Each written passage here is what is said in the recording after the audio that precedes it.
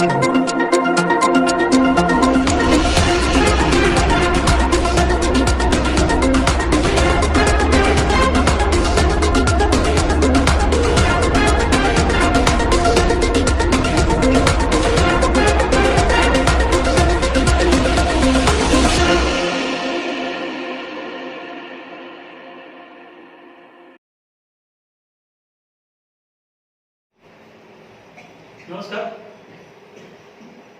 साप्ताहिक क्रीडाविद महाराष्ट्राचा आणि क्रीडाविद फाउंडेशन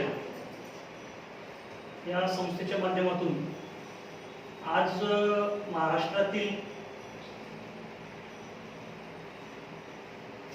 जी क्रीडापटूंची जी खाण आहे महाराष्ट्र, त्याच्यातून एक हिरा सागर कांबळे जे आंतरराष्ट्रीय ओपन वॉटर स्पोर्ट्सच्या संदर्भात त्यांनी आता नुकतीच जी अचिव्हमेंट केली त्यांची प्रदीर्घ मुलाखत आज आपण घेणार आहोत. तत्पूर्वी त्यांचा एक छोटासा सत्कार आपण साप्ताहिक क्रीडाविद महाराष्ट्र आणि क्रीडाविद फाउंडेशनच्या माध्यमातून सर्व पदाधिकारी मिळून आपण छोटा सत्कार त्यांचा करणार आहोत. योगगुरु धनंजय सरांना मी विनंती करतो, त्यांनी तुळशीचं रोपटं जे आहे ते सागर यांना द्यावे. खूप खूप अभिनंदन, खूप छान वाटलं. खूप प्रगती करा आणि भविष्यामध्ये एखादं ऑलिम्पिक पद घेऊनच इकडे या अशी आशा करतो. आणि त्याचबरोबर श्री सुरेश निकाळजे सरांना विनंती करतो की सागर सरांचे मार्गदर्शक आणि मामा श्री सूर्यवंशी सर यांचा देखील त्यांनी छोटासा एक सत्कार केला. धन्यवाद.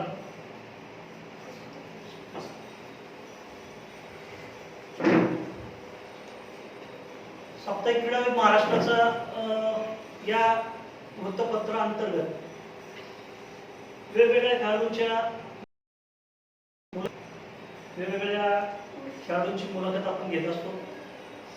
ही मुलाखत शासकीय दरबारी म्हणा किंवा ग्राउंडला जे जाणकार लोक आहेत त्यांच्यापर्यंत आपण पोहोचवायचा प्रयत्न करतो. त्याचप्रमाणे प्रिंट मीडिया बरोबर आपण इलेक्ट्रॉनिक्स मीडिया देखील कार्यरत केलेली आहे. क्रीडाविद.news.in हे आपलं न्यूज पोर्टल सुद्धा चांगल्या पद्धतीने चालू आहे. महाराष्ट्रामध्ये वेगवेगळे खेळाडू आहेत, परंतु त्या खेळाडूंना त्या लेवलनी जी प्रसिद्धी पाहिजे ती मिळत नाही.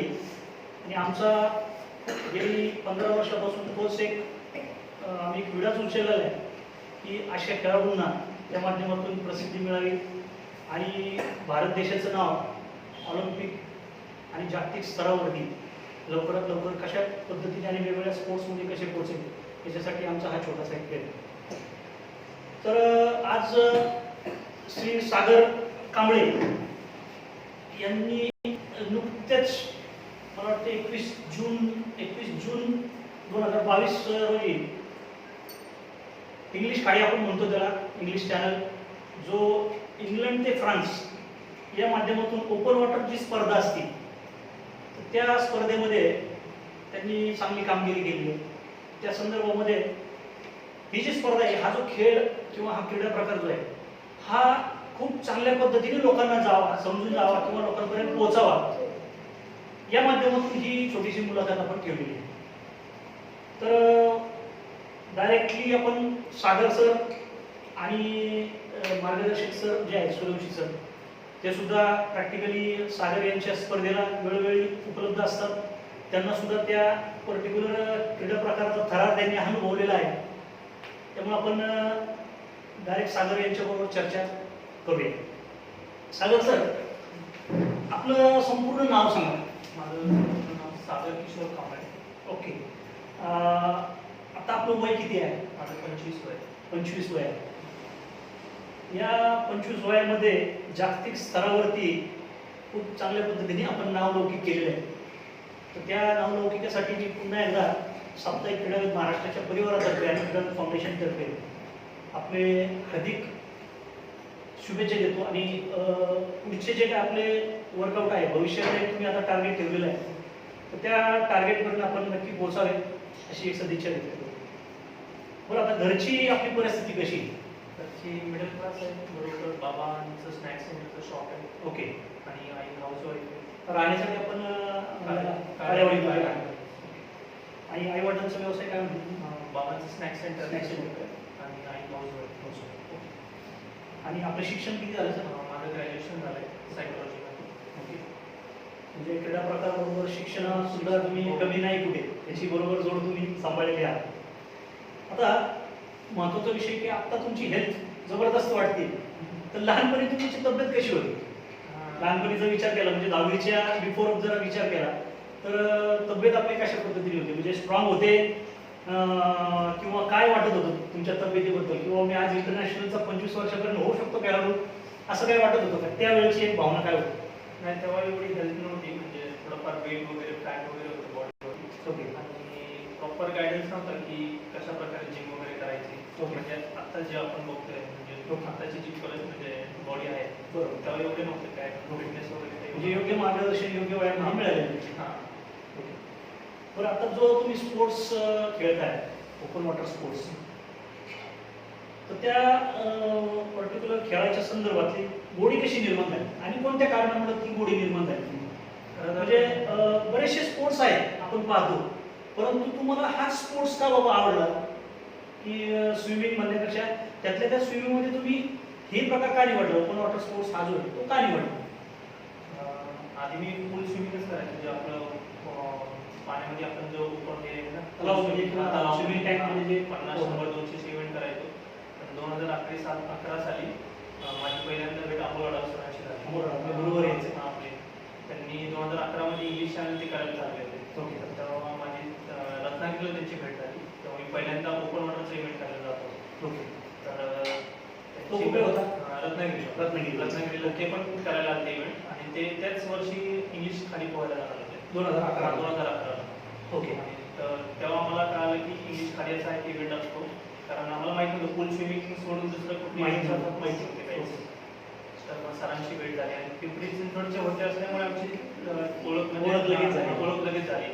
त्यांनी सांगितलं की असे इव्हेंट्स असतात. तेव्हा मला पण वाटलं की मी पण केलं पाहिजे. 2011 साली मी ठरवलं होतं की आयुष्यात एकतरी करायचं आहे. Okay, very good. Amol sir, Amol Adav सरांचे गुरुवर्य आहेत आणि माझे चांगले मित्र आहेत ते. आमची बऱ्यापैकी ओळख आहे आणि क्रीडा विषयामधून 2-3 वेळा गाठीभेटी सुद्धा त्यांची झाली. बरं, आता तुम्ही 2011ला ज्यावेळेस तुम्ही रत्नागिरीला बेस्ट स्पोर्ट्स करण्यासाठी गेले, तर तुमच्या ह्या टँकच्या माध्यमातून जेवढे स्विमर होते त्याच्यापैकी किती लोक तिकडे डायव्हर्ट झाले? 2011 मध्ये खूपच कमी होते, कारण एवढं रेकग्नेशन नव्हतं. कारण जेव्हा अमोल सरांनी केले तेव्हा 7 समुद्र ही सिरीज नव्हती. तेवढेच आपले 7 खंडाचे समुद्र म्हणतो. बरोबर. 2015-16 पासून ती सिरीज आली. जवळ जे आपले असोसिएशन आहेत म्हणजे ओळखची, ओके. त्यांनी प्रत्येक समुद्र नेमला. म्हणजे जगातले कुठले समुद्र 7 खऱ्यापैकी आहेत ते नेमले 2015-16 पासून. ओके. त्याआधी ती सिरीज नव्हती. कारण 2015-16 पासून खूप जण जे आपले पूल स्विमिंगमध्ये मला ज्यांचं चांगलं म्हणजे ॲडव्हेंचर्स करायची इच्छा आहे, बरोबर. ते खूप जण ह्या क्षेत्रात आले. ओके. पूल स्विमिंग करणार आधी ते नव्हते. आपल्या पुण्यामधून किती असे खेळाडू आहेत तुमच्याबरोबर म्हणजे आहेत का काही? इंग्लिश चॅनल करणारे 5 जणच आहेत पुण्यामध्ये? हां, 5 जण म्हणजे मी 5वा आहे. ओके. इंग्लिश चॅनल पूर्ण केली. असं ओपन वॉटर करणारे खूप जण आहेत. ओके. त्यांनी बरेच दुसरे वेगळे जसं रत्नागिरीला म्हणा किंवा मालवणला म्हणा अच्छा. किंवा आपले बंगालला म्हणा किंवा असे भारतामध्ये जे वेगवेगळे इव्हेंट होतात ते करतात. ओके. 5-10 किलोमीटर करणारे. इंग्लिश खाली करणारे फक्त 5 जण आहेत. ओके. म्हणजे अमोल सरांनी ॲक्च्युली नक्कीच प्रोत्साहन तुम्हाला त्या बाबतीमध्ये दिलेलं आहे. बरं, अजून घरचं प्रोत्साहन कसं मिळालं या पर्टिक्युलर? कारण टँकमध्ये पोहणं ठीक आहे, वडिलांना एक ठीक आहे बाबा पोहतोय तिथे, परंतु समुद्रात पोहणं ही जी एक वडिलांची भीती नाही म्हणत मी, परंतु काय बाबा तू हे का करतोय, तुला इच्छा आहे का काय? तर घरचं कसं प्रोत्साहन तुम्हाला? घरचं बाबांना खूप काय म्हणतात, त्यांना खूप भरोसा नाही वाटत. ओके. करेलच म्हणून की हा कुठल्या पण क्षेत्रात तर कधी हे नाही होणार. बरोबर. आईचं थोडंसं कॉन्फिडंट आहे आपली वडिलांना कॉन्फिडंट आहे. फक्त आईला थोडंसं वाटतं की कशाला उगाच एवढं म्हणजे रिस्क. शेवटी आईची माया आहे. आईला रिस्क वाटते. बरोबर. पण त्यामुळे मी करतो, म्हणजे अशी कुठली गोष्ट ती गिवअप नाही वडील करत. म्हणजे टोटली पाठीशी आहे. पाठीशी आहे. आणि सरांचं मामांचं खूप कौतुक करतो, कारण गेली 7-8 वर्षापासून आम्ही संपर्कात आहोत आणि या माध्यमातून सागरच्या पाठीशी जरी गुरुवर्य बरेचसे लोक जरी असले तरी देखील मामांचं पाठीशी उभं राहणं हे मी बऱ्यापैकी जवळून पाहिलेलं आहे. ओके, मग आता या ओपन स्पोर्ट्स म्हणा किंवा जे इंग्लिश काही तुम्ही केली तर त्यातले पहिले गुरु तुम्ही अमोल सरांनाच मानू का, तर दुसरे कोण आहे जे पहिले गुरु माझे मामाच आहेत. ओके. त्यामुळे बघा मी आता इतकं तर जस्ट आपल्याला बोललं की पहिले गुरु हे मामाच आहेत की ज्या माध्यमातून आणि अमोल सरांचं मला माहिती आहे की तुमच्या पाठीशी योगदान आहे, प्रत्येक पावलावर तुम्हाला ते मार्गदर्शन करतात. बरं, आता तुमची जी ओपन वॉटरच्या संदर्भातली जी पहिली स्पर्धा होती तो क्षण कोणता होता, जी तुम्ही आता सांगितली बरं, त्याचा एक छोटासा एक्सपिरियन्स काय मला शेअर करता तुम्ही? तसं 2011 मध्ये मी पहिल्यांदाच रत्नागिरीला गेलो. मामा पण होते, बाबा पण होते. ओके. आणि पहिल्यांदाच ओपन वॉटरमध्ये उतरणार होतो. आम्हाला काही एक्सपिरियन्स नव्हता, कधीच उतरलो नव्हतो. म्हणजे आपण नदीमध्ये पण कधी केलं नव्हतं, फक्त पूल स्विमिंगची प्रॅक्टिस होती. तेव्हा आमची अमोल सरांची भेट झाली. त्यांना थोडा एक्सपिरियन्स होता. मग आम्ही संपर्क काढून त्यांच्या हॉटेलवरती गेलो भेटायला की आता सरांना एक्सपिरियन्स आहे. सरांना म्हणलं की 5-10 मिनिटं तरी आमच्याशी बोला की म्हणजे कसं करायचं इव्हेंट, कारण आम्हाला एक्सपिरियन्सच नाही. आणि कसं एक इच्छा असते की पूर्ण पण करायचं आहे, मेडल पण आणायचं आहे. बरोबर. सरांना जाऊन की कसा इव्हेंट करायचा, सरांनी आम्हाला टिप्स असतात कशा प्रकारे तुम्ही स्टार्ट करायचा, कशा प्रकारे स्विमिंग करायचं, कुठं बघायचं, कुठल्या गोष्टीकडे लक्ष द्यायचं. म्हणजे कारण ओपन वॉटरमध्ये भरकण्याचे चान्सेस खूप असतात, कारण पाणी डायरेक्शन खूप, म्हणजे कुठं लक्ष ठेवायचं. कारण बोटवरून आपल्याला किनाऱ्यापर्यंत यायचं असतं. आपल्याला काहीच माहिती नाही, त्याचा काहीच अनुभव नव्हता. 3 किलोमीटरची स्पर्धा होती. अमोल सरांनी ते खूप चांगलं मार्गदर्शन दिलं त्यावेळेस. ते आतापर्यंत चालू आहे मार्गदर्शन, म्हणजे 2011 पासून. त्या 3 किलोमीटरच्या स्पर्धेमध्ये आपण पार्टिसिपेट केलं, तिथं काय माझा मेडल? पहिलाच नंबर आला त्या तो रेकॉर्ड टायमिंग केला मी त्यावेळेस. म्हणजे 3 किलोमीटरला मला 16.5 मिनिटच लागले. म्हणजे सपोर्ट पण चांगला मिळाला आणि अमोल सरांनी जे मला सांगितलं त्या प्रकारे मी पूर्ण प्रयत्न केला. आणि किती पार्टिसिपेट होतं तिथं मग त्या स्पोर्ट्सला? प्रत्येक एज ग्रुपनुसार होतो तो इव्हेंट. 3 किलोमीटरला कमी कमी 30-25 जण असतील. ओके. कारण महाराष्ट्राची होते. आता हे जो खेळ आहे ना सर, म्हणजे माझ्यासाठी खूप नवीन आहे, परंतु खूप थ्रिल आहे या खेळामध्ये. जसं मला वाटतं अमोल सरांच्या एका मुलाखतीमध्ये मी अमोल आढाव सरांच्या मुलाखतीमध्ये मी ऐकलं आहे तसं की जसं की एव्हरेस्ट ही गिर्यारोहकाची पंढरी म्हणून म्हटली जाते, त्या पद्धतीने आज इंग्लिश खाडी मी सुद्धा एखाद्या ओपन वॉटर स्पोर्ट्सच्या खेळाडूला ती पंढरी म्हटली पाहिजे असं अमोल सरांचं वाक्य मी माझ्या म्हणजे पाहण्यामध्ये आलं होतं. बरं, आता आपली दिनचर्या कशी आहे? आता जे तुम्ही 2011 पासून या स्पोर्ट्समध्ये आहात, तर तेव्हापासून आतापर्यंत जवळजवळ 8-10 वर्षाचा कालावधी गेलेला आहे. मग तुम्ही स्वतःमध्ये बदल कसे केले किंवा आपल्या दिनचर्यामध्ये कसं काय चेंजेस केले किंवा दिनचर्या आपली कशी आहे पद्धतीने आणि कसं येईल होतं दिवसात? 2011 पासून 2015 पर्यंत मी फक्त पूल स्विमिंग करायचो. त्यामुळे फक्त सकाळ संध्याकाळ प्रॅक्टिस असायची आणि कॉलेज स्कूल्स वगैरे प्रॅक्टिस कुठं करायची आपण? आधी 2 वर्ष बँगलोरला होतो मी प्रॅक्टिसला. 2 वर्ष त्यानंतर आईवडीला सकाळ संध्याकाळी सेशनमध्ये प्रॅक्टिस, सकाळी 2 तास संध्याकाळी 2 तास दुपारी जिम. ओके. 2015 पर्यंत. मग त्यानंतर 2015 मध्ये मला युनिव्हर्सिटी नॅशनलला सिल्वर मेडल मिळालं. मी 2014ला स्टेट रेकॉर्ड केला, मी सिनियर स्टेटला 200 बटरफ्लायमध्ये सिनियर. त्यानंतर सिनियर नॅशनलला पार्टिसिपेट, स्कूल नॅशनल असे बरेच इव्हेंट झाले. त्यानंतर रेल्वेतर्फे मला एक ऑफर आली की तुम्ही ट्रायल द्या म्हणून. 2015ला मी ट्रायल दिली आणि 2016 जानेवारीला रेल्वेमध्ये जॉईन झालो. त्यानंतर मग रेल्वेला 4 तास आता आम्हाला स्पेअरिंग मिळते. 4 तास ड्युटी करायचे, 4 तास प्रॅक्टिससाठी. ओके. सकाळी तरी आता तुमची ड्युटी कुठं असते? आता सध्या नागपूरला पोस्टिंग माझी. नागपूरला पोस्टिंग. त्यानंतर 2016 जॉईन केलं आणि 2017 पासून मी जे मोठे इव्हेंट असतात ओपन वॉटरचे, 2017 पासून चालू केलं. म्हणजे ड्युटी करून मला प्रॅक्टिस पण करायची, वेळ मिळतो. वेळ देतो. आता नागपूरला तुम्हाला प्रॅक्टिससाठी तुम्हाला टँक किंवा बाकीचे असे हो टँक वगैरे पण सरावासाठी तिथं टँक सुविधा आहे. आणि अंबाझरी लेक म्हणून आहे तिथे तलाव आहे. मग आठवड्यातून एकदा किंवा 2-3 जण तिकडे जातो प्रॅक्टिसला. तलावात प्रॅक्टिस होते. पण आता या स्पोर्ट्ससाठी जे अत्यंत महत्त्वाचं मला जे वाटतं की जशी तुमची दिनचर्या आहे, जसं व्यायामाच्या माध्यमातून एक स्ट्रक्चर तुमचं आहे किंवा महत्त्वाचं म्हणजे स्टॅमिना आहे की पाणी आणि आपला श्वास याचं कॉम्बिनेशन अत्यंत महत्त्वाचं आहे या स्पोर्ट्समध्ये. तर तुमचा आहार आणि आहाराच्या संदर्भात कोणाचं तुमचं मार्गदर्शन आहार स्पेशली आहाराच्या संदर्भात मार्गदर्शन काही घेतलेलं आहे? किंवा तुम्हाला जे बाबा जसं वाटेल मला त्या पद्धतीने मी आहार घेतो किंवा त्याच्याबद्दल थोडंसं मला सांगा. नाही, आहारचं असं मार्गदर्शन ऑनलाईनच घेतलं आम्ही बऱ्यापैकी, कारण कोण सांगत नाही, एवढं गाईड नाही करत. बरोबर. कारण प्रत्येक जण आपल्याप्रमाणे सांगतात. बरोबर. मला केवढं लागतं बॉडीसाठी, मी ते सर्च करूनच सगळं हे केलं. म्हणजे तुम्ही सर्च केलं त्याच्यामध्ये सरांना पण विचारतो मी बऱ्यापैकी ओके. की काय लागतं, म्हणजे कशा प्रकारे, कारण ओपन वॉटरचा आहार खूपच वेगळा आहे. वेगळं आहे. आणि त्यामुळे मी हां. आहाराचा विषय का घेतला, कारण जनरली मैदानी खेळामधला जो काही खेळाडू आहे त्याच्या स्टॅमिनामध्ये आणि स्विमरच्या स्टॅमिनामध्ये बऱ्यापैकी फरक पडतो. हो, खूपच. त्यामुळे मग त्याची श्वसनाची गती आणि पर्टिक्युलर त्याचं दिनक्रम आणि त्याचा आहार याच्या संदर्भात थोडंसं व्हेरिएशन आहे. आता ह्या तुम्ही वेगवेगळ्या ठिकाणी जाता, वेगवेगळ्या स्पर्धा तुम्ही राबवता.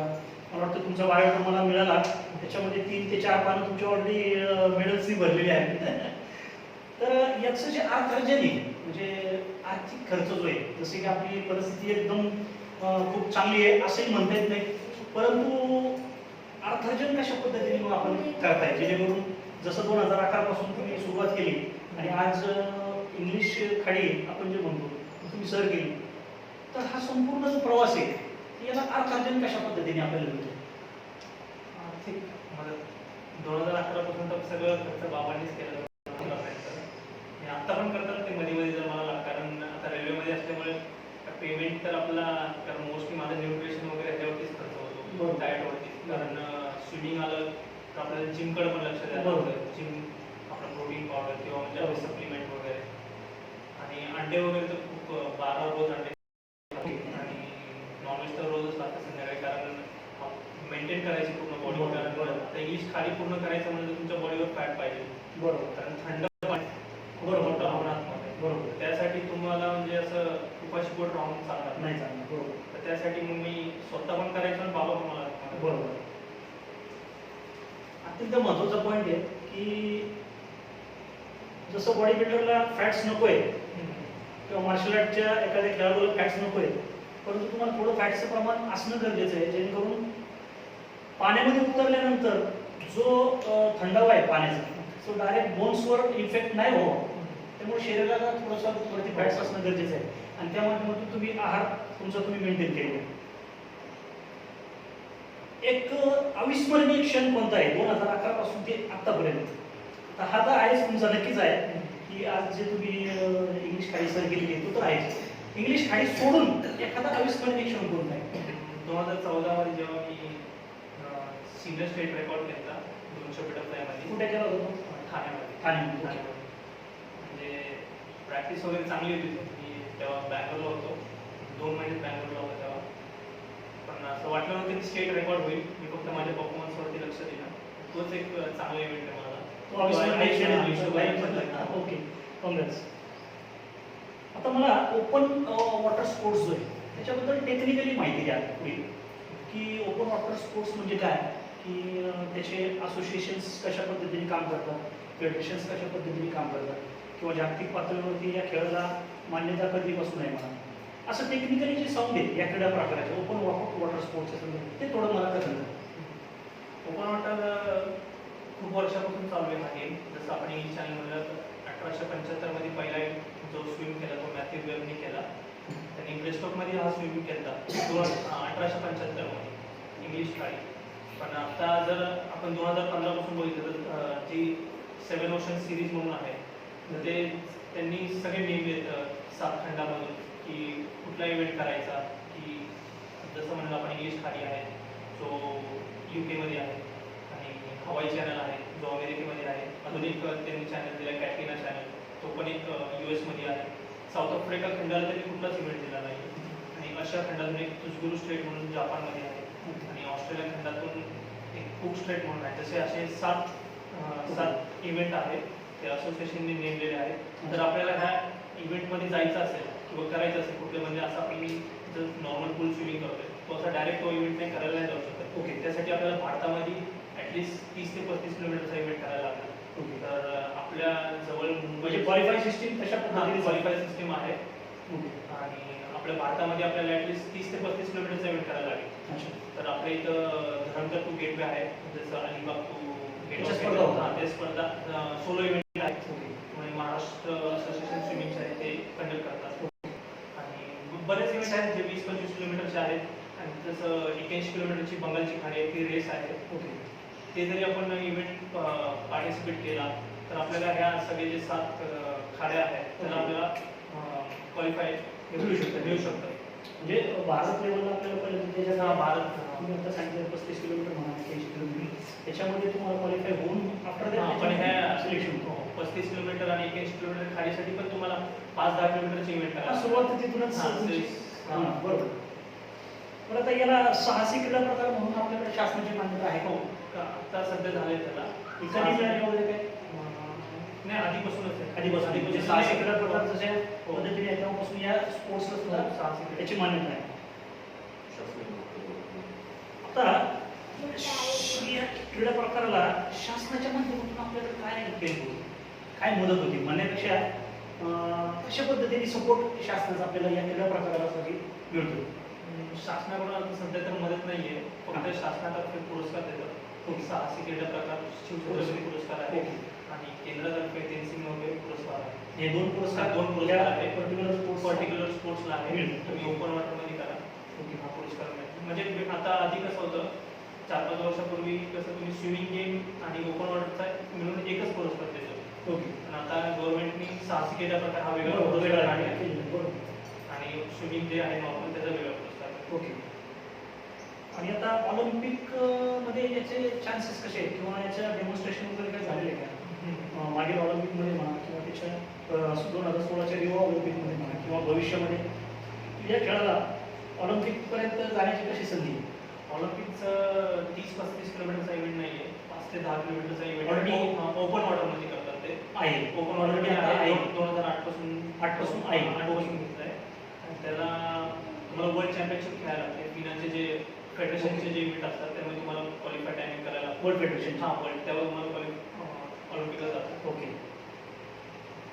म्हणजे ऑलिम्पिकला ही भविष्यामध्ये येऊ शकतो येऊ शकतो त्यासाठी असोसिएशन फेडरेशन किंवा जागतिक पातळीवर कार्य देखील जावं.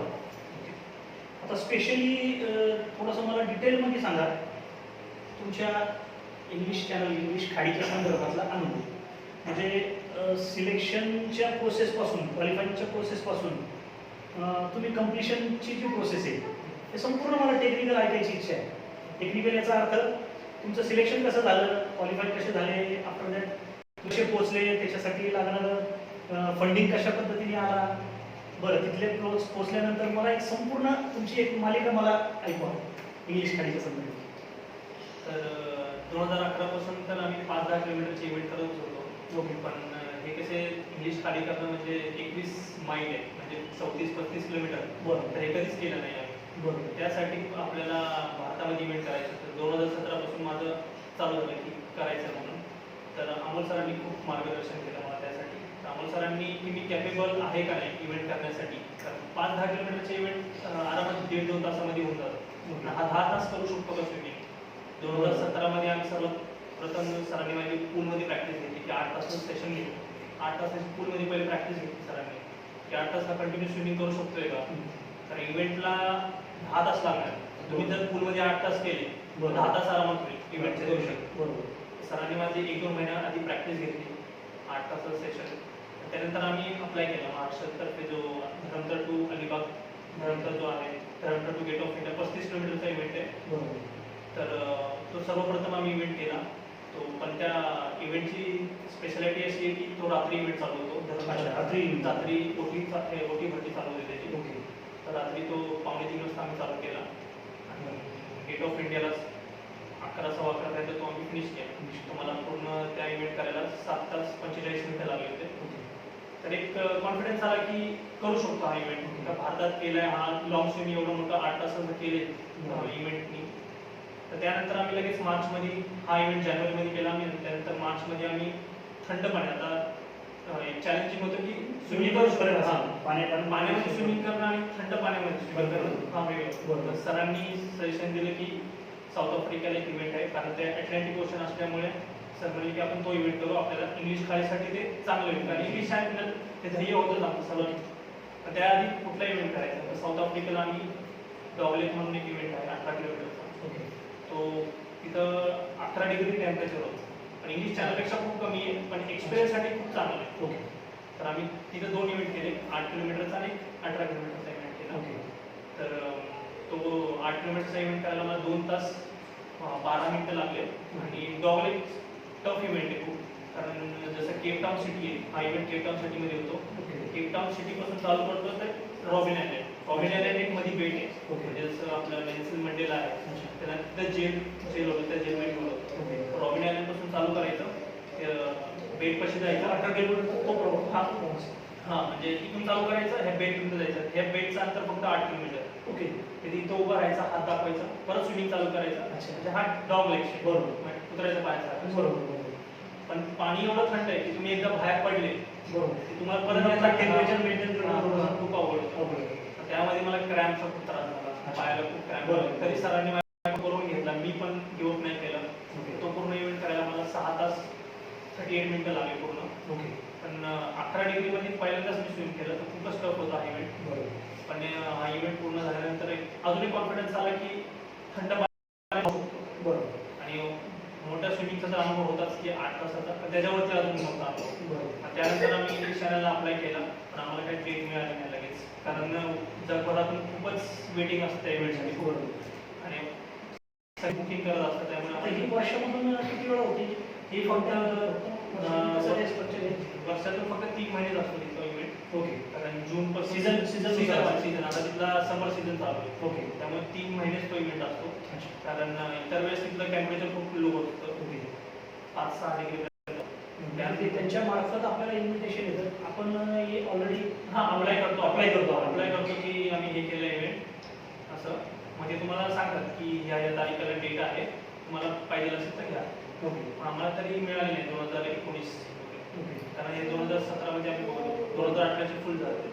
त्यानंतर आम्ही 81 किलोमीटरची बंगालची खाडी आहे, अच्छा. जी मुर्शिदाबाद म्हणून आपण जे बांगलादेशची बॉर्डर आहे, ती स्विमिंग रेस आहे. ओके. म्हणजे पूर्ण इंटरनॅशनल इव्हेंट, जगातला सर्वात मोठी रेस इव्हेंट आहे, जो ओपन वॉटरमधला. तो इव्हेंट केला. तो पूर्ण इव्हेंट करायला मला 11 तास 38 सेकंड लागले होते. तर खूप मोठा चॅलेंज इव्हेंटवर मी 5 फिनिश केला, म्हणजे अच्छा. इंटरनॅशनल पण हा जो इव्हेंट. टायमिंग आहे सर, तर तो सर नॉनस्टॉप असतो का बिटवीन कुठं स्टॉप वगैरे असतात? नाही, स्टॉप नाही. मी नॉनस्टॉपच असा इव्हेंट आहे हा की तुम्हाला एका, जर आता मुर्शिदाबाद आहे, मुर्शिदाबाद पासून चालू केलं, म्हणजे एका जमिनीपासून चालू केलं तर दुसऱ्या जमिनीलाच फिनिश आहे. ओके. मध्ये भेटून कुठंच नाही, बोटला पण हात नाही लावायचा, काहीच नाही. तुम्हाला पाणी जर प्यायचं असेल, चॉकलेट वगैरे काय खायचं असेल ना, ते पाण्यात टाकतात, तेच घ्यायचं. ते टाकतात आणि तुम्ही हां, घ्या. म्हणजे तुम्हाला बॉटलला दोरी लावतात. अच्छा. हां, ती बॉटल पाणी टाकतात, पाणी प्यायचं. आणि किंवा त्यांच्याकडे एक स्टिक असते, त्या स्टिकमध्ये आपलं भांड्यामध्ये चॉकलेट किंवा केक टाकतात, अच्छा. ते पाण्यात टाकतात, त्याच्यातून घ्यायचं, आपण परत चालू करायचं. मी मोस्टली 1-1 तासानंतर म्हणजे घेतो. तुमचा स्टॅमिना मेंटेन राहावा यासाठी जे हां, सप्लिमेंट्स काहीच आहेत, म्हणजे तुम्हाला त्या अशा पद्धतीने द्यावं लागतं. हो. तर बोटला हात नाही लावायचा, कारण बोटवरती त्यांचे ऑब्झर्वर असतात. अच्छा. तर तुम्हाला प्रत्येक वेळेस बघत असतो की हा तिथं काय करतोय का, जर बोटला हात लावता डिस्क्वालिफाय करतात. अच्छा. आणि असं प्रकारे नाही की हा असा डिस्क्वालिफायचे काही पॉईंट्स आहेत, असे नियम आहेत. ओके. ओके. आणि 81 किलोमीटरचा पण टाइम लिमिट असते. अच्छा. कारण सकाळी आम्ही 4:30 वाजता चालू करतो, कारण बंगालची साईड तिथं लवकर उजळतं. बरोबर. तर 4:30 वाजता आणि संध्याकाळी 5-5:30 पर्यंत टाइम. भौगोलिक जशी सिच्युएशन आहे त्या पद्धतीने ते मेंटेन करतात. त्यांचे 12 तास 13 तासाचा टायमिंग दिला असतो, त्याच्या आधी पोहोचायचं नाही. तर त्याच्या आधी नाही पोहोचलो तर आपल्याला ते उचलतात फोटोवरती, मुंगी भाऊ. अच्छा. तो इव्हेंट पूर्ण नाही होता. अच्छा, जे अनकम्प्लीट होतं. हां, कम्प्लीट तो तरी मी 11 तास मध्ये पूर्ण केला. त्यानंतर 2018 मध्ये तो एक कॉन्फिडंटच आला तुम्हाला. हो, कॉन्फिडन्स confidence स्टॅमिना आहे तो मेंटेन होणार तिथं हो. विचार करतो. तरी आम्ही तो इव्हेंट झाल्यानंतर मग इंग्लिश चॅनलसाठी अप्लाय करत होतो, तर कारण परत डेट मिळालीच नाही. नाही. सर म्हणले की आता काय करणार, दुसरा इव्हेंट करायला लागेल. तर आम्ही USA मध्ये कॅटलिना चॅनल म्हणून एक इव्हेंट आहे, तो पण थंड पाण्याचा आहे. पण ते एका बेटपासून तर सिटीपर्यंत यायचं असतं ते. आणि ह्या इव्हेंटची स्पेशालिटी अशी की हा रात्रीचा पूर्ण स्विम. ओके. तर रात्री 10 वाजता चालू करतात, सकाळी आपण 9-10 पर्यंत फिनिश करतो. पण हा पूर्ण अंधारात स्विम आहे. ती एक चॅलेंजिंग होतं. ते डायरेक्शन्स जे आहे, हां. हे ऑलरेडी त्या यांनी सांगितलेलं असतं की 6 म्हणजे नेमलेले असतात. ट्रॅक जो आहे ट्रॅक ऑलरेडी त्या ट्रॅकवर ट्रॅकवरती असतात, पण ओटी भरती जर असेल हां, तर त्यावेळेस आपण maybe changes होऊ शकतो. थोडेफार आपल्याला वाकडं तिकडे जायला लागतं. अच्छा. तर हा 2018 मध्ये इव्हेंट केला. 2018 मध्ये एकच इव्हेंट झाला माझा. पण मला असं वाटतंय आता फिलिंग तुमच्या एवढं सांगण्यावरून झालं की मी स्वतः समुद्रावरती उभा आहे आता. कारण एक्सपिरियन्स खूप जबरदस्त असणार आहे तो. ऑर्गनाइज प्रत्येकाची असोसिएशन असते. जसं आपण जसं Alibag to gate of India करतो तशी आपली महाराष्ट्रात नाही, प्रत्येकाची असोसिएशन असते. प्रत्येक जिथं इव्हेंट आहे प्रत्येकाचं असोसिएशन असते. जसं आपण बंगालला इव्हेंट केला, बंगालची अच्छा, असोसिएशन त्या association मध्ये. आता महाराष्ट्रात केला आपण महाराष्ट्राची असोसिएशन असते. सर्टिफिकेट वगैरे किंवा हे स्विमिंग असोसिएशन स्विमिंग असोसिएशन सगळं स्वतः करायला, कारण हे ऍडव्हेंचरस इव्हेंट मध्ये येतं. म्हणजे आपले हा सिलेक्शन ट्रायल्स नाही जसं आपण स्टेट नॅशनल म्हणतो, तर हे सगळं स्वतः खर्च करायला लागतं. मग त्यानंतर मग कसं काय इंग्लिश कार्यक्रम कशा ती झाल्यानंतर 2018 मध्ये मग आम्ही तो इव्हेंट केला. पूर्ण रात्रीचा स्विम होता तो आणि 10 तास 48 मिनिटं लागली तो इव्हेंट पूर्ण करायला मला. एक अनुभव आला चांगला की एक्सपिरियन्स वाढला. तेव्हा त्याचं टेम्परेचर 18 डिग्री होतं. म्हणजे ही चॅनलचं एवढं इतपत नव्हतं, पण रात्रीचं एक रात्री पोहू शकतो का नाही, वेगळं रात्रीचं रात्रीचं आणि बाहेरच्या देशात रात्री पोहणं एक वेगळा अनुभव वेगळा आहे. अनुभव. आणि तो स्कॅटिनल चॅनल एक 7 खाड्यांपैकी जो आहे तो एक पूर्ण आहे. म्हणजे त्या सिरीज मधला पहिला इव्हेंट तो माझा. आणि त्यानंतर मग आम्ही परत ऍप्लिकेशन केलं तर आम्हाला लकीली 2020 ची तारीख मिळाली. 2020 ची तारीख मिळाली तर आम्ही प्रॅक्टिस चालू केली 2020च्या इव्हेंटसाठी. 2019 मध्ये तरी आम्ही परत एकदा बंगालचा 19 किलोमीटरचा इव्हेंट होता मुर्शिदाबादला, ते कंडक्ट करतात. तो इव्हेंट केला एक एक्सपिरियन्स म्हणून, कारण इंटरनॅशनल परत बाहेर जाणं ते खर्चिक असल्यामुळे खर्चिकमुळे आम्ही 2019 मध्ये हातातच एक इव्हेंट केला. आणि त्यानंतर 2020 ला परत कोविड आला. कोविड आला मग त्यामुळे तो आम्ही परत स्थगिती मिळाली. परत ते हे झालं. त्यांना आम्ही रिक्वेस्ट केली की तुम्ही सांगा डेट वगैरे 2021 वगैरे. त्यामुळे 2021 अवेलेबल आहे, 2022 मिळेल. ठीक आहे, आम्ही 2022 घेतली तारीख. 2 वर्ष गॅप झाला, प्रॅक्टिस नाही काहीच नाही, परत शून्यामध्ये आलो. त्यानंतर परत हळूहळू स्विमिंग जसं लॉकडाऊन ओपन झालं हळूहळू स्विमिंग प्रॅक्टिस चालू केली. पण असं डायरेक्ट इंग्लिश चॅनलला जाता येत नाही. त्यांना 2 वर्ष गॅप झालाय. अच्छा, एक्सपिरियन्स आहे आपल्याकडे बरोबर. पण तो गेला मागे 2 वर्ष झाले, सगळं आपण विसरून गेलो. होता येतं सगळं येतं, आपण कव्हरअप पण करू 3-4 महिन्यामध्ये प्रॅक्टिस करू, पण थंड पाण्याचा एक्सपिरियन्स नाही आपल्याला लवकर, म्हणजे इतक्यात नाही. बरोबर. त्यासाठी आम्ही आता 2022 मध्ये फेब्रुवारीमध्ये जसं आपण gate of India to Vashi bridge आहे ओके. तर तो एक इव्हेंट केला 25 किलोमीटरचा. तो एवढी प्रॅक्टिस नव्हती, फक्त 15 दिवसाच्या प्रॅक्टिसमध्ये तो पूर्ण केला आणि रेकॉर्ड टायमिंग सगळं केला. 4 तास 45 मिनिटं लागली मला तो इव्हेंट पूर्ण करायला. आणि त्यानंतर परत एक गुजरातला मार्चमध्येच एक इव्हेंट झाला 21 माईलचा, तो गुजरात गव्हर्नमेंट कंडक्ट करते. तर ती रेस होती ॲक्च्युली, त्याच्यामध्ये मी 3रा फिनिश केला. महाराष्ट्रात पहिल्या स्विममध्ये त्यांनी पोलिंगमध्ये फिनिश केलं. पहिले 2 जण गुजरातचेच होते. म्हणजे हा इव्हेंट झाल्यानंतर चॅनल्स हे होतं. जानेवारीपासून तुम्ही कंटिन्युअसली आहे म्हणजे स्पर्धा चालू आहे. हा स्पर्धा, कारण आपण डायरेक्ट जाऊ नाही शकत इव्हेंट, कारण हिस्ट्री काय दाखवावं लागते त्याला. हा हिस्ट्री पण दाखवावी लागते. तुम्हाला वर्षभरामधून तुमचे अपडेट्स दाखवले अपडेट किंवा 14-15 डिग्री मध्ये तुम्ही स्विमिंग केलं हे दाखवायचं. बरोबर. आणि आपल्यासाठी पण म्हणजे त्यांना जरी आपण कन्व्हिन्स करू की आपण केलंय किंवा तिथं जाऊन सुद्धा आपण सांगू की 6 तासाचं सेशन करायचं. ओके. पण आपल्यासाठी की आपण करू शकतोय का इव्हेंट, कारण 2 वर्ष गॅप झालाय, स्पोर्टचं पूर्ण आपण विसरून गेलोय, काहीच नाही. बरोबर. त्यासाठी तो इव्हेंट केला. मग 2 महिन्यानंतर परत इंग्लिश खाडीसाठी जास्त एवढी एक सेशनमध्येच प्रॅक्टिस करत होतो, कारण जॉब असल्यामुळे. बरोबर. त्यानंतर मग इंग्लिश खाडीला आम्ही 1 महिना असताना वगैरे अमोल सरांकडे प्रॅक्टिस केली. म्हणजे 10-15 दिवस फक्त. सगळ्याचा अनुभव पूर्ण शेअर करा मला. हां, कसे पोचले किंवा तिथला संपूर्ण अनुभव शेअर. जसं आता इंग्लिश खाडीसाठी आम्ही ॲक्च्युली 5 जण जाणार होतो. म्हणजे मामा मामी होते, माझी बहीण, अमोल सर आणि मी.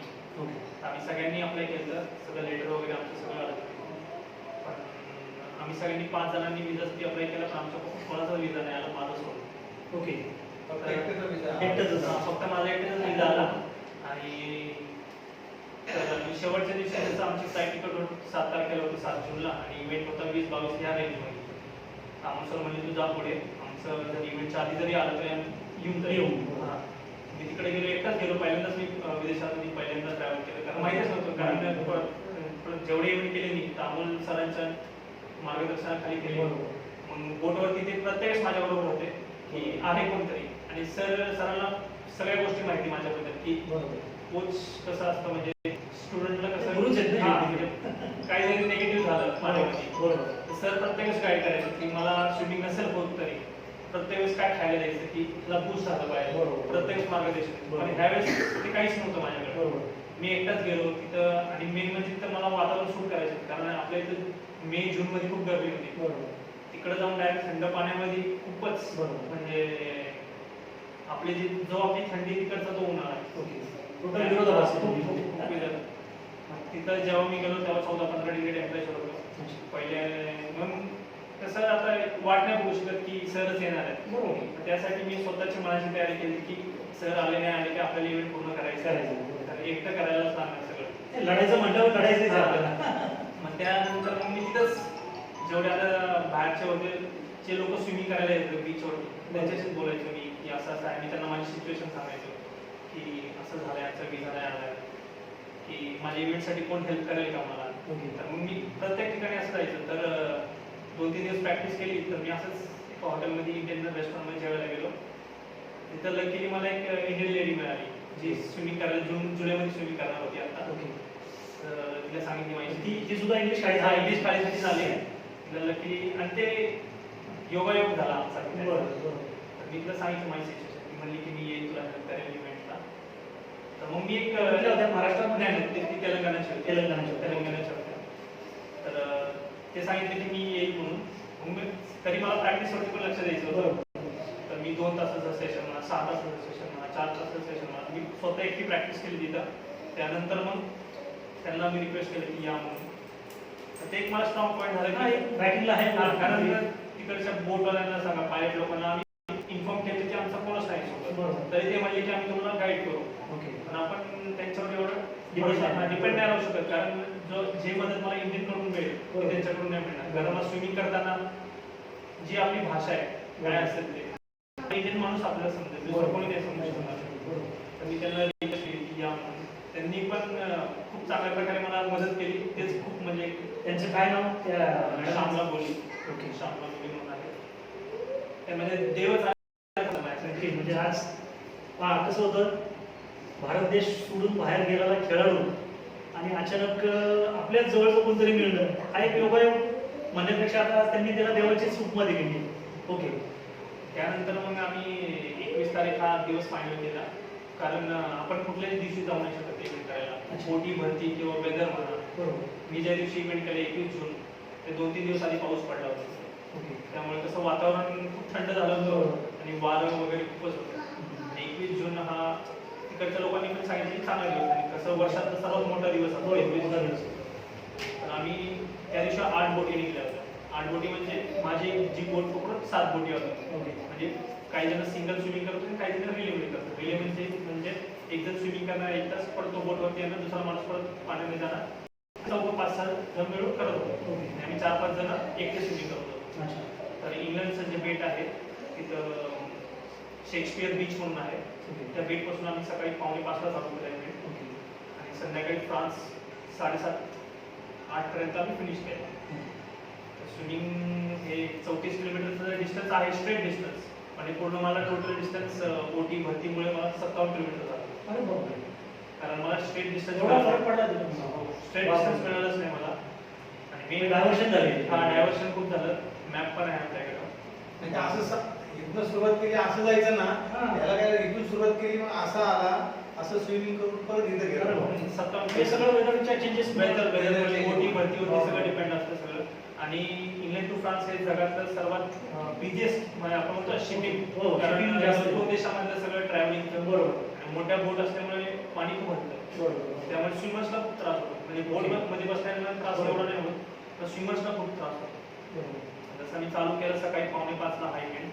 पहिल्याच तासाला माझ्या एवढं खारट पाणी मी पिलं, कारण पाणी खूपच हलत होतं. आणि माझी कशी राईट साईड खूप चांगली आहे. मी लेफ्टी जरी असलो तरी माझी राईट साईड खूप चांगली आहे.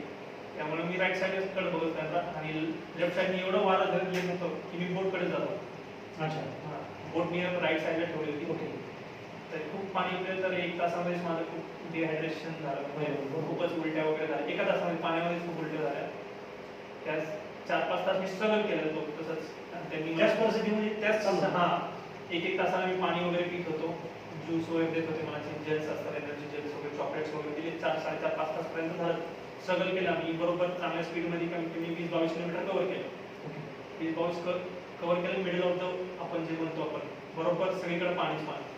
त्यामुळे मला अचानक क्रॅम्प यायला लागले. कारण खारट पाणी एवढं पिलं बरोबर. तर त्यामुळे बॉडीचं सगळं निघून गेलं. तर आता बोटवरती एक्सपिरियन्स वाला माणूस पाहिजे जो मला समजून घेईल. आणि हे सगळे प्रॉब्लेम होते की त्याला सगळं माहिती आहे माझ्याबद्दल की ह्या काय करायचं, ग्रुप पाठीशी पाहिजे. काय करायचं. आता हे जे बोटवरती आहे ते कोणच नाही, नवीन नाही, त्याला माहितीच नाही. त्यांना मी सांगितलं फक्त मला 1 तासाने पाणी वगैरे ज्यूस देत जावं. पण तरी त्यांनी त्यांचं डोकं लावलं की ह्याला क्रॅम्प्स येतात. त्यांनी मला मोटिवेट केलं की सागर गिव्ह नाही करायचंय. कारण जो 6 तास स्विमिंग केलं अर्धच बाकी. ते त्यांच्याच म्हणजे असोसिएशनचेच लोक होते. नाही असोसिएशन अच्छा, त्या मॅडम होते. त्या मॅडम होत्या. ओके. त्यांनी समजून घेतलं की सागरला त्रास होतोय. ओके. त्यांनी त्या ब्रिटिश ऑर्डरला सांगितलं की त्याला 1 तास न देता आपण ह्याला अर्धा तासाला पाणी देऊ. ओके. मग त्यांनी स्वतःच ठरवलं. हे मी पण नाही सांगितलं त्यांना. मग त्यांनी गरम पाणी द्या किंवा गरम ज्यूस द्या. कारण थंडी पण लागत होती. बरोबर. कारण क्रॅम्प कारण मेन म्हणजे थंडीच होती. वारं पण चालू होतं. बरोबर. स्विमिंग पण करायचं, ताकद पण नाही. बरोबर. त्यामुळे त्यांनी डिसिजन ते चेंज केल्यामुळे पण एक चांगला अनुभव आला. पुस्तक पुस्तक मिळाला. आणि वर समोर काही दिसत पण नाही, आपण सरळ चाललोय का नाही ते पण माहिती. बरोबर. कारण आपल्याला काहीच कळत नाही. स्विमिंग जो करतो त्याला काहीच दिसत नाही. बरोबर. फक्त पाणीच दिसतं आणि पाणी हलकानं दिसतं. जो बोटवरती त्याला दिसतं समोर. त्यामुळे कंटिन्यू 7, 8, 9, 10 तास झाले. माझा डिस्टन्स पण कव्हर झाला की अरे वॉचमध्ये दिसते 35 किलोमीटर झाले पण समोरचं काही दिसत नाही. आपण बरोबर चाललोय का नाही चाललोय काहीच गाईड नाही. बोट साईडला होती पण बोट कोणाला सांगत नाही होते. कारण त्या मॅडमचं स्ट्रॅटेजी वेगळी होती, अमोल सरांची स्ट्रॅटेजी वेगळी होती. मला त्यांच्याशी शूट करायचं होतं.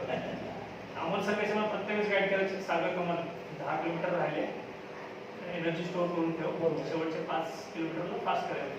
आणि हे मॅडम तर्फे एवढं म्हणजे त्याला माहित नव्हतं की कसं करायचं. ते पण एक ऍक्च्युअली स्विमर आहे. हा ते फर्स्ट टाइम कोणाला गाईड करताय त्यांना पण माहित नव्हतं की कसं सांगायचं. फक्त त्यांचं काम होतं की पाणी फिडिंग सपोर्टला आहे. सपोर्टला आहे. मला एक तेवढंच तेवढे काम स्ट्रॉंग पडलं. महत्वाचा विषय तुमच्या बाकी आहे भाऊ कोणतरी बॅकिंगला अडचण नाही. त्यामुळे 10 तास निघून गेले, 11 तास निघून गेले. 10-11 तासाचा इव्हेंट केल्यामुळे काय टेन्शन नाही. मी त्याच्यापुढे प्रॅक्टिस कधीच केली नाही. 14 तास 15 तासाची मी पण ठरवलं की 12 तासाचं माइंड जाईल. 12 तासाची मी मनाची तयारी केली की 12 तासात होऊन जाईल. की आपल्याला तर 9-10 तासच लागणार आहे. कारण माझ्या स्पीडनुसार आपण सरांना पण वाटलं की 9-10 तास लागते. पण आपण त्याच्या पुढचा विचार नव्हता केला. 10-11 तास झाले. मला समोरचं काही दिसतच नाही. मग हळूहळू समोर गेलं तर एक डोंगराची लेअर दिसायला लागली. येते समोर येते पण किती वेळ लागेल काहीच माहित नाही. त्यानंतर मी पूर्ण करायचं वेळ लावली किती पण. तसंच क्रॅम्प येत होतं मला. मी तसंच ते इग्नोर करत गेलो, पाणी पीत गेलो. ज्याचं ज्यूस मॅडमने सगळं दिलं. शेवटपर्यंत 14:48 मध्ये फिनिश केलं.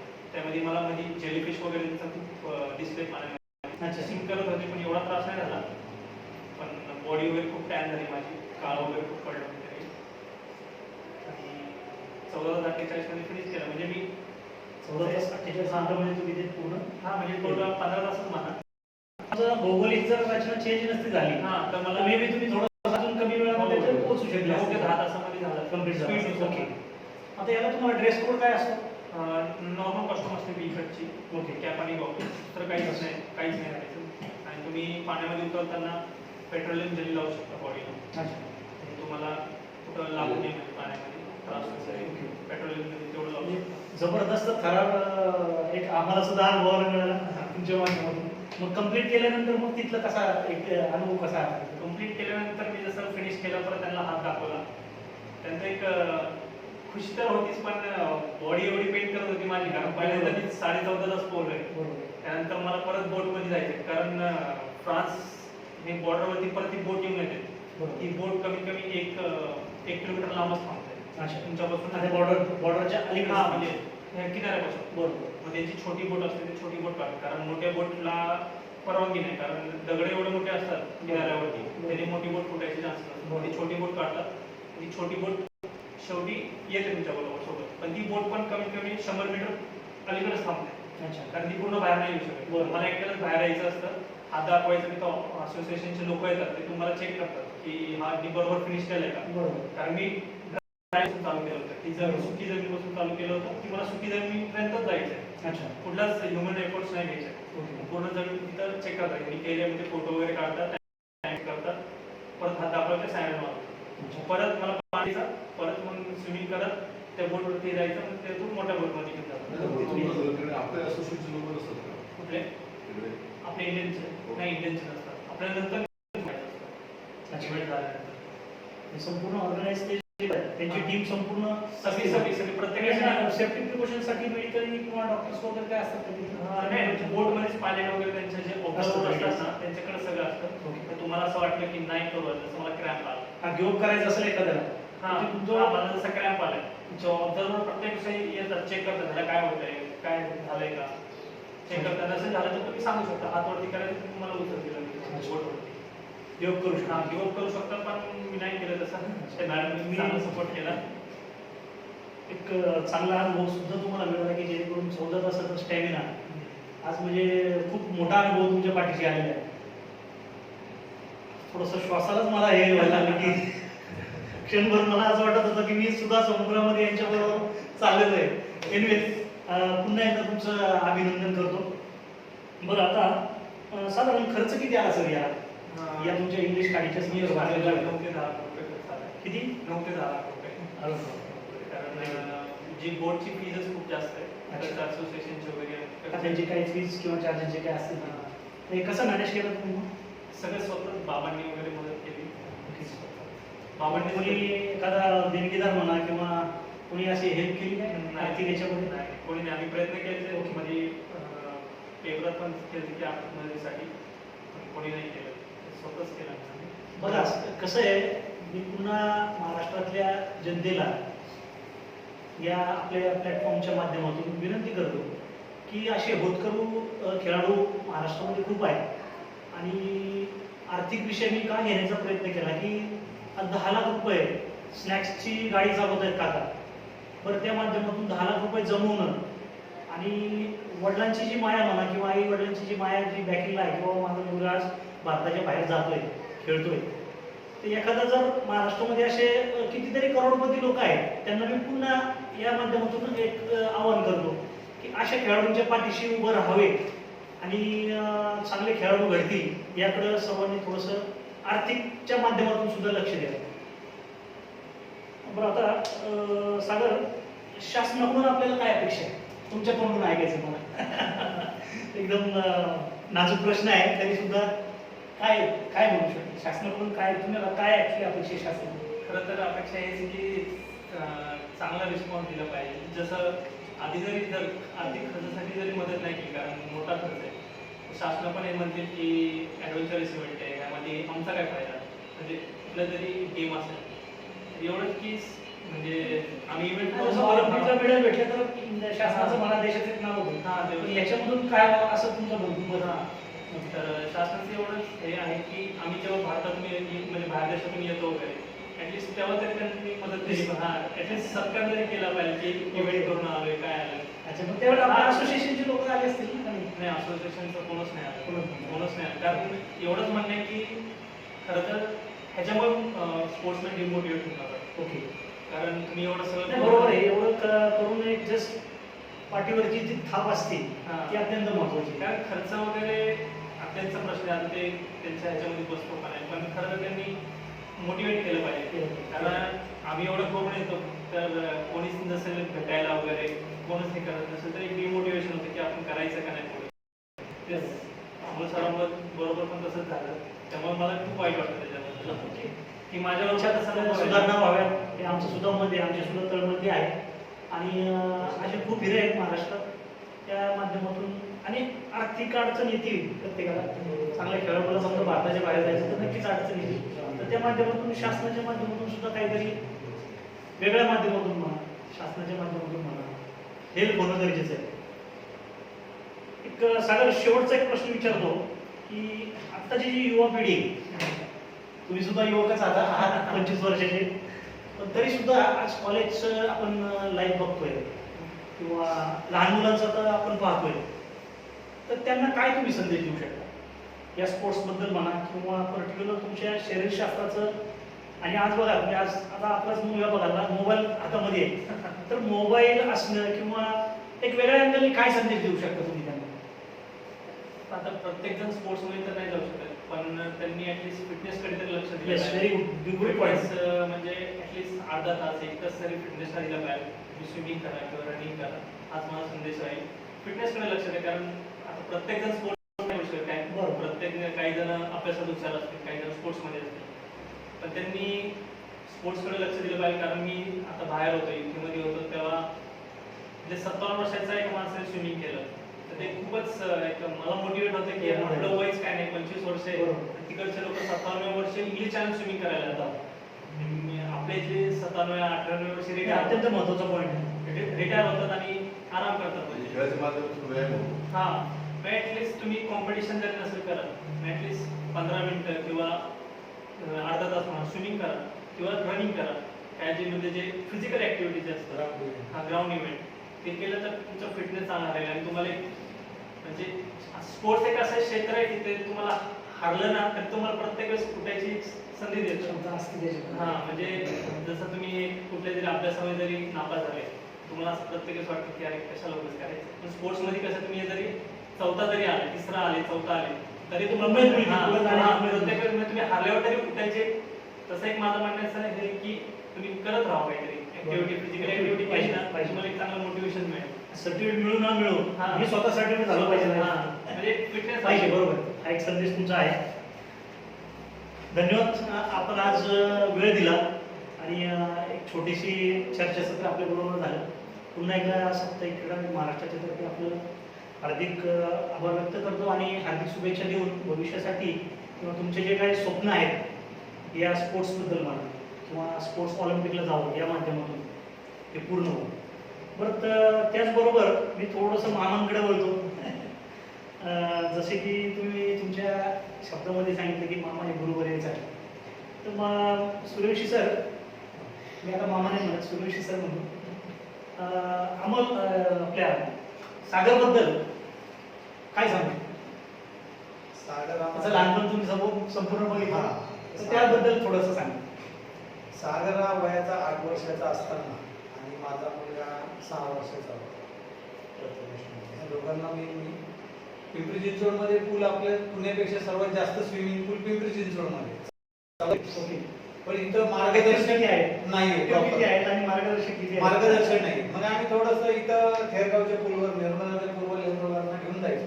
पण मी 15 वर्ष बघितलं इथं कोणी शिकवणार असं प्रोफेशनल नाही. बरं. मग थोडी चौकशी पुण्यामध्ये टिळक तलाव जो आहे कर्वे रोडला, डेक्कन जिम खाणे, बरोबर. तिथं प्रोफेशनल तिथं शिकवलं जातं स्विमिंग, कॉम्पिटेटिव्ह स्विमिंग तिथे शिकवलं जातं. बरोबर. तर मग मी ह्या दोघांना ऑफिस माझं 6 वाजता सुटलं की मग यांना दोघांना मी संध्याकाळी 6 ते 10 वाजेपर्यंत पुण्यामध्ये घेऊन जायचो रोज. रोज. ओके. म्हणजे ते 2008 पासून तर 2014 पर्यंत मी ते अखंड 5 ते 6 वर्ष त्यांना कंटिन्यू दिली. ग्रेट.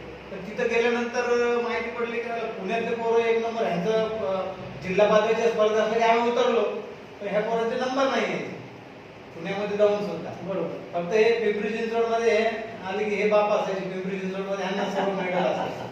म्हणजे पिंपरी चिंचवडच्या स्कूल ज्या गेम होत्यात बरोबर. झेडपीच्या बरोबर. त्याच्यामध्ये पण आम्ही जेमतेम झेडपी मध्ये कसं इंटर स्कूल झाल्या की मग पुणे विभाग तिकडनं यायचा, इकडं पिंपरी चिंचवड ग्रामीण मधनं जायचो आणि तिथं झोनला यायचं. झोनला आले की परत पुण्याची मुलं तिथं ह्यांना नंबर नाही दिले. पिंपरी चिंचवडमध्ये यायचे पण पुढे स्टेटला जायचंच नाही. बरोबर. म्हटलं हे काय गणित आहे. मग थोडं डोकं लावलं बाबा ह्यासाठी काय करावं.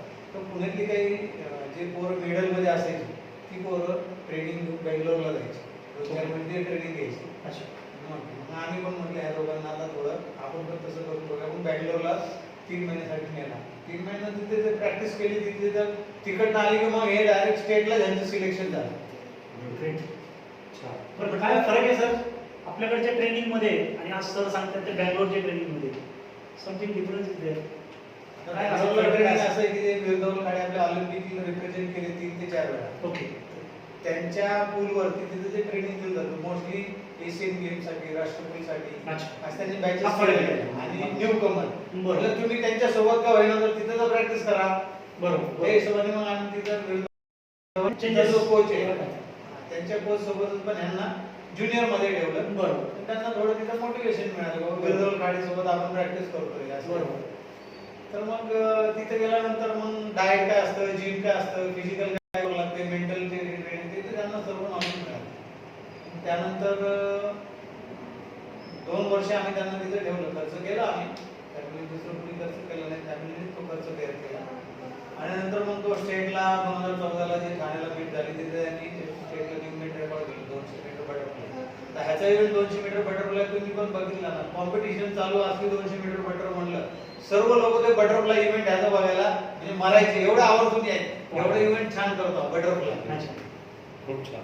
तर त्यांनी ते 2014ला रेकॉर्ड केलं होतं, न्यू स्टेट मीट रेकॉर्ड केलं होतं. तर त्यावेळेस त्याचं मग आम्हाला त्याचा फायदा झाला की बेंगलोरला जो खर्च केला तो आमचा वसूल झाला. बरोबर. आणि त्यानंतर मग थोडं कोविड वगैरे आलं की मग ह्यांनी थोडं लक्ष पण डायव्हर्ट केलं तिकडे की अमोल दादांनी जे इंग्लिश गाडी केली बरोबर. 7 समुद्र केली त्यांनी. बरोबर. हा म्हटलं मी पण करतो. म्हटलं कर म्हटलं पण आमचं मन दाखवायचं नाही. बरोबर. समुद्रामध्ये मी 2-3 वेळा त्यासोबत इव्हेंटला गेलो तर ते डेंजर परिस्थिती आपल्याला ते बघून हे होतं. थ्रिल आहे, वेगळा थ्रिल आहे. हा नाही म्हणा तर नाही करणार. मग याची जिद्द वाढत गेली ना तेवढा तो मोटिवेशनल होऊन गेला. तर त्याच्या आई बाबांचं स्नॅक सेंटर आहे वडिलांचं त्याच्या ते समुद्राच्या पुढे बोट असतात त्या बोटीमध्ये फॅमिलीचे कोण असं अलाउड असतं? अलाउड करतात. आम्ही गेलो ना इथं जे लोकल जे इव्हेंट झाले मुंबईला अच्छा. त्यासोबत आम्ही असायचो. इंग्लिश गाडीला फॅमिली अलाउड नाही ना? नाही अलाउड तर कोच अलाउड आहे. अलाउड आहे. Allowed आहे. त्यासाठी बोटचा बोटचा खर्च visa आमचा करावा लागतो लागतो. तुम्हाला. खर्च आपल्याला करावा लागतो. नव्हता. अच्छा. स्वतः खर्च येते. स्वतः इंग्लिश काय वर्षी? 25 वर्ष अच्छा, म्हणजे आता त्याचे 2022. 2022. 21 जून 2022 ला केली. अच्छा. तर सागरचं कसं आहे सर्व शालेय स्पर्धांपासून फेडरेशनचे जे काही मॅचेस होतात आपल्या महाराष्ट्र फेडरेशन, इंडियन फेडरेशन ह्याच्याही स्पर्धा त्यांनी कंटिन्यू केलेल्या आहेत. त्यामध्ये तुम्ही स्वतः आय विटनेस आहात. हा त्यांनी मला 2017 मध्ये अखिल भारतीय जे युनिव्हर्सिटी लेवलचे असतात त्याच्या रिलेटिव्ह मध्ये पण महाराष्ट्राला गोल्ड मेडल आहे आणि याच्यामध्ये राष्ट्रीय स्तरावरती त्याला सिल्वर मेडल आहे पुणे विद्यापीठाला. त्याचंही त्यांनी प्रतिनिधित्व केलेलं आहे. पण त्या आता हा जो 5-6 वर्षापूर्वी तो इकडे इंग्लिश शाळेसाठी झाला तर आम्ही सपोर्ट थोडं कर बाबा आम्ही तुझ्या पाठीमागे आहे. करायचं तुला आहे. बरोबर. पण बाकीच्या ज्या गोष्टी आहेत त्यासाठी आमचा सपोर्ट आहे बोलला. महाराष्ट्र शासनातून जो काही पुरस्कार वगैरे दिला जातो शिवछत्रपती पुरस्कार त्यासाठी त्याचा विचार व्हावा. अगदी. त्याची दखल कुठेतरी घेतली पाहिजे. एवढं हे करून जर केलंय त्यांनी तर दखल घ्यायला पाहिजे महाराष्ट्र शासनाने. हेच माझं मग आपण शिवछत्रपती पुरस्कारासाठी जे काही फॉर्मॅलिटीज आहेत ते करणार आता. ते आपण करणार ना? असं केलेलं नाही तर. नाही ओके. चला, धन्यवाद सर. पुन्हा एकदा सागरचं अभिनंदन व्यक्त करतो आणि शासनाच्या माध्यमातून म्हणा वेगवेगळ्या कंपनीज आहेत त्यांच्या माध्यमातून म्हणा आर्थिक सपोर्ट आपल्या महाराष्ट्रातल्या खेळाडूंना कसा मिळेल त्यांचं बाहेर जाण्या येण्याचा जो काही विषय असेल म्हणा किंवा त्याला साहित्याचा काही विषय असेल तर या माध्यमातून त्यांच्या पाठीशी उभं राहावं. आम्ही एक छोटेसं माध्यम आहोत. असे हिरे आपल्यासमोर आणायचं आमचं काम आहे आणि त्या माध्यमातून आम्ही प्रयत्न करतो. भविष्यामध्ये सुद्धा आमच्या माध्यमातून सुद्धा प्रयत्न केले जाईल. आर्थिक सपोर्ट कशा पद्धतीने खेळाडूंना मिळेल यासाठी सुद्धा आम्ही प्रयत्नशील आहोत. तर सर्वांना पुन्हा एकदा धन्यवाद देतो आणि आजचं चर्चासत्र इथं थांबवतो. धन्यवाद.